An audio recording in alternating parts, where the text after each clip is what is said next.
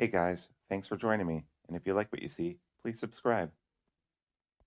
Hello, peoples. Welcome to Sharp Ends. Thanks for joining me today. I'm going to be doing a comparison of the Sport Edition and the regular edition of the Overland from TJ Schwarz, which I think are just getting more and more popular over the years. This sports is really going wild lately. A lot of people love it for good reason.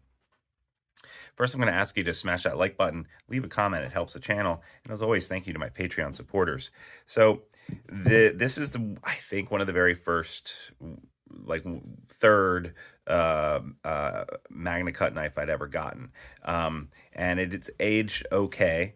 There's a little bit of patina here and there, but I actually really like this satin finish more on the Overland. I'm sure that he's updated the finish on this. This, I think, was, the very soon after he started making these knives.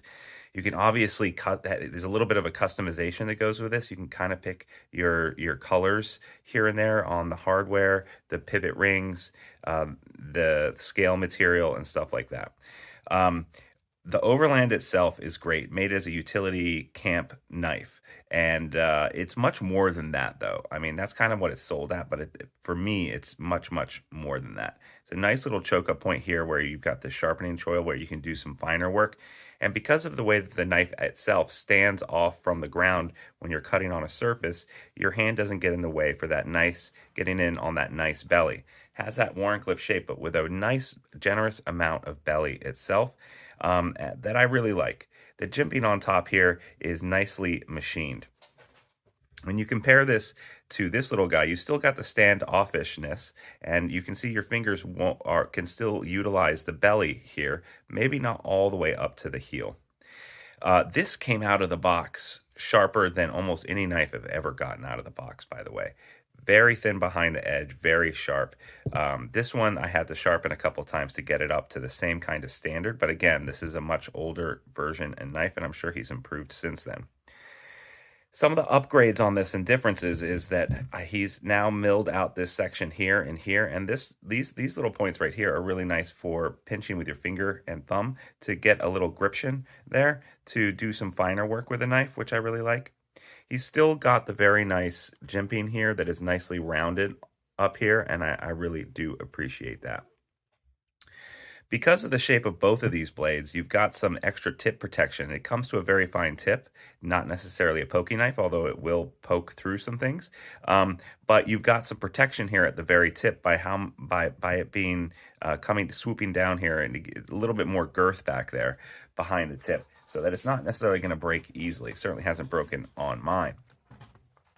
It's not a straight one-to-one reduction in these knives. The ratios are not quite the same, which is good because that means that he's thought about how the knife is actually going to function in one form or the other. You can't just take a big knife, shrink it, and expect it to really perform as well without considering the ergodynamics and everything else. We've got a 3 3/4 inch blade on the Overland and almost an 8-inch knife overall, which is a good small medium-sized knife. So this Overland Sport here is just under 3 inches, 2 3/4 and 6.5 inches. So those proportions obviously aren't quite in line. That's because although you make something a sport, your hand is still your hand, and you still have 4 fingers in general. Hopefully you still have 4 fingers. You did not have a circular saw accident. Yeah, the thickness of both of these knives, the Sport is slightly thinner, but not the same ratio as the shrinking of the blade and everything else. You can see that the jimping area is actually almost exactly the same as far as length and size and the number of scallops. The machining on both of these is excellent. At the top here, it's not just a straight rounding of the crown. You've actually got a little bit of roundness right there. This isn't going to be able to throw nice sparks with your ferro rod. So just bear that in mind. This isn't a campfire knife. This is definitely a prep knife. How does it work as a prep knife? This guy screams as a prep knife. I mean, it's really, really, really good as a prep knife. And that's how I use it. When I go camping, this is my camp kitchen, and it's my primary knife in my camp kitchen whenever I'm cutting and preparing any kind of vegetables. This, I don't use it for that purpose. The Sport actually comes in really good as an in-pocket carry with this awesome Kydex sheath. I've put an ulti clip on here for an in-pocket carry. Disappears in the hand and it clicks in really nicely. Again, you can choose what fittings and what kind of, Kydex you get. Um, and I really appreciate it as that. It disappears, it's nice and flat, and it's very easy to come out, and you have this nice utility blade type shape to do anything that, to work on anything that you're doing. Really, really like it. Appreciate that. This guy I have set up for my belt, and that's the way that I would carry it, is I would carry it on my belt around the campsite. In general, honestly, I don't really carry this on my belt. I carry other things on my belt. This is literally in my kitchen knack box that I have, and I use it as such, but I use this to protect the blade, obviously. But occasionally, I do carry it on my belt as well. So which one, both of these knives are highly practical, but they're for slightly different uses. Can you use this in the kitchen? Yes, you can use it in the kitchen, but it's just a little bit too small to be really effective at cutting up vegetables. They're both thin enough behind the edge that rather than splitting a potato or chopping a potato, it can slice a potato. But having said that, I'm primarily going to be using this as an in-pocket carry and utility knife, and I'm primarily going to be using this around the kitchen. So I bet that this Sport is going to end up outselling the original, because I feel like I don't know how many people actually care about what kind of knife they're using around their camp kitchen.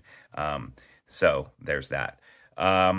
Overall, I like both of these knives. I think they're both bangers. I really, really, really appreciate the design and effort that have gone into these, and the small little upgrades that have gone into this guy. I assume that the newer models also have some of this machining out here, but I'm not 100% sure.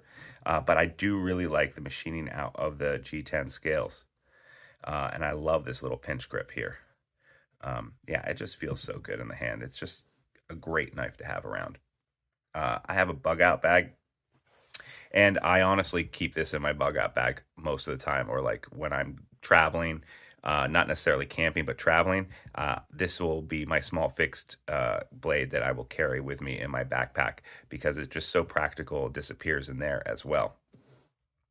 And like I said, this goes on almost every single camping trip with me. It does go on every single camping trip with me. Both of these are MagnaCut.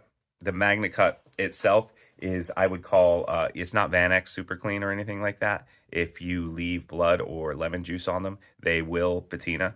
But then again, this has patinaed in the past, and then I've just cleaned it vigorously and taken care of it after that, and the patina actually just disappeared. So that's pretty cool. Also, you can take these scales off, which is great. You can take these scales off, examine the underside, clean them off, and put them in. And actually, he's written MagnaCut underneath these scales.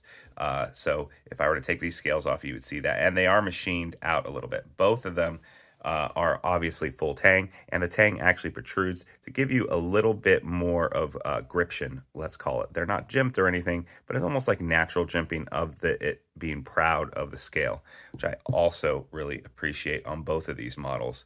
Just looks nice and sexy too. Like I said, the ergos are absolutely natural. Fits right in your hand. Really, really great.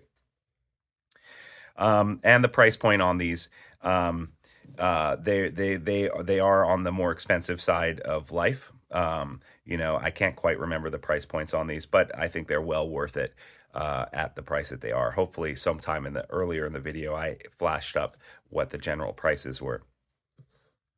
Thanks so much for joining me today, guys. I really appreciate it. Like, subscribe, smash that like button.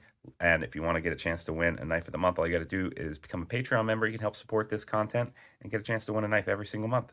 Thanks so much. See you next time on Sharp Ends. Bye-bye now. Let's set up a picture for the reel. If anyone's still around, this is what I do at the end of my videos. I set up a nice little picture, take a screenshot after I'm done editing the video. Bye-bye now.